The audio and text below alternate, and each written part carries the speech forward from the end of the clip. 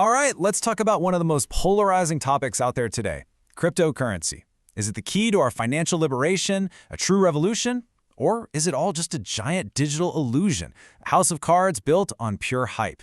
You ask 10 different people, you get 10 different answers. Today, we're going to dig into why people are so divided on this.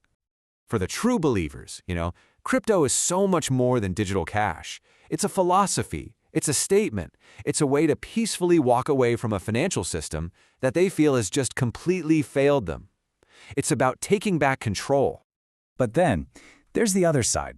For the skeptics, all that idealistic talk has been drowned out by a reality that feels like a chaotic Wild West, filled with scams and con artists.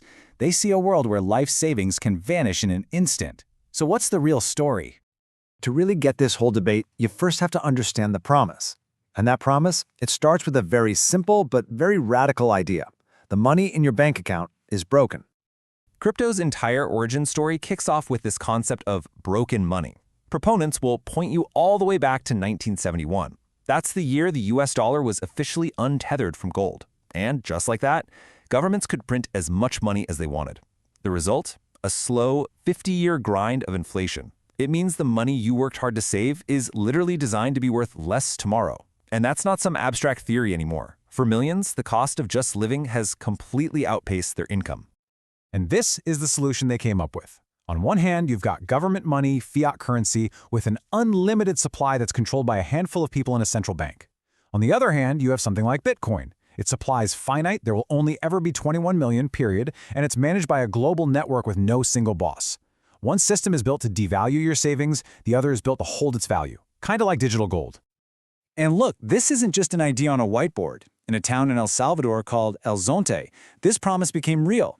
Most of the people there don't have bank accounts. They've been completely locked out of the traditional system. But an anonymous donation of Bitcoin helped build homes, created a safe place for kids to get away from gangs, and gave local business owners access to a financial system for the very first time. It completely changed the game for a community that was basically forgotten.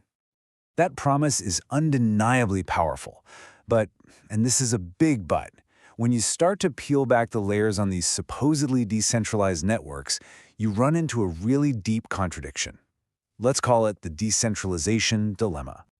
The whole sales pitch is about taking power away from the few and giving it to the many, right? But has that actually happened? I mean, are these networks really fair when you look at the numbers? Take a look at this number, 0.92. This is the Gini coefficient for who owns Bitcoin. And what it's telling us is that the wealth inequality is, well, it's off the charts. So what on earth is Gini coefficient? It's just a way to measure inequality. 0 means perfect equality. Everyone has the same size slice of the pie. A score of 1 means one person has the entire pie. So for a technology that claims to be all about distributing power, a score of 0.92 is a pretty massive red flag.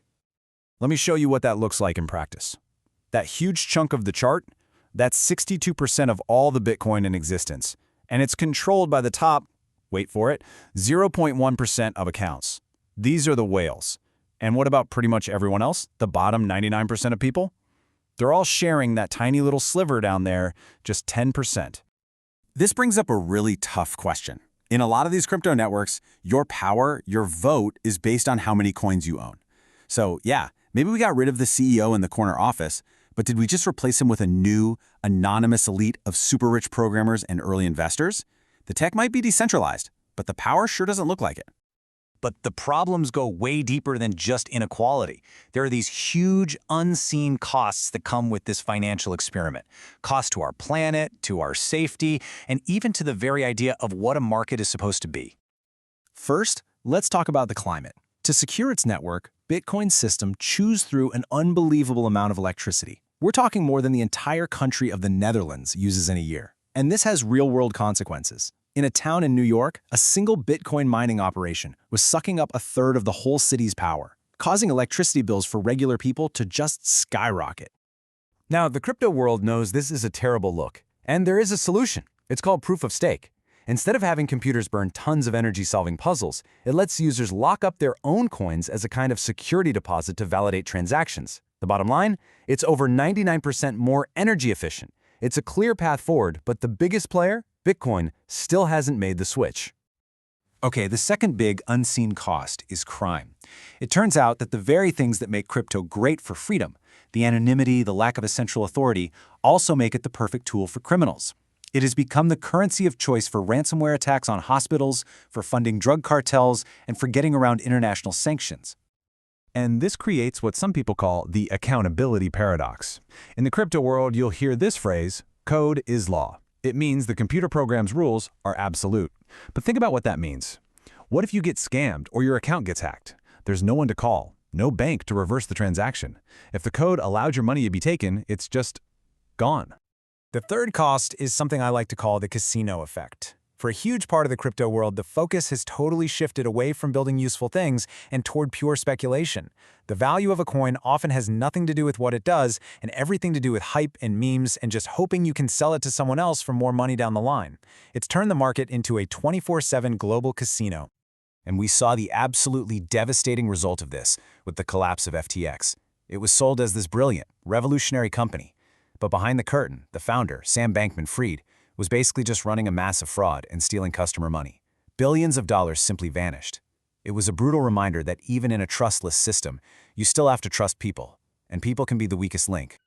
So, you've got this massive promise on one side and all these terrifying pitfalls on the other. Where does that leave us?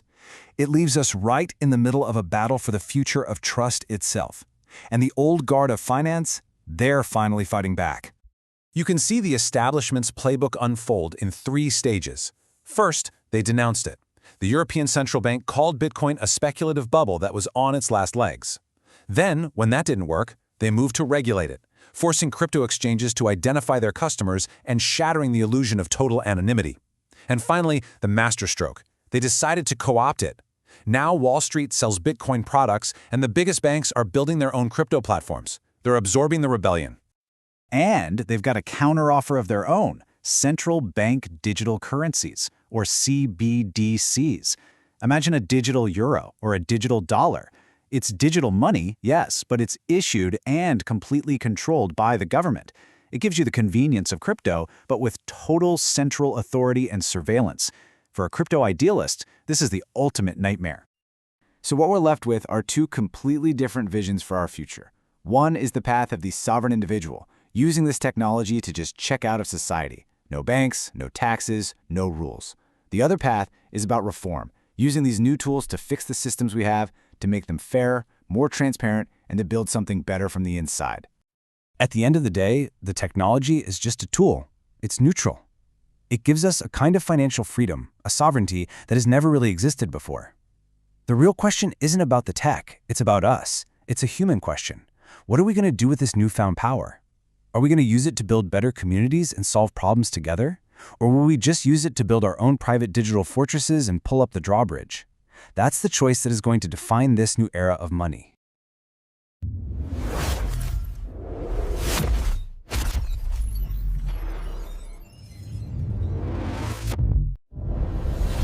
Echoes of the past, visions of tomorrow.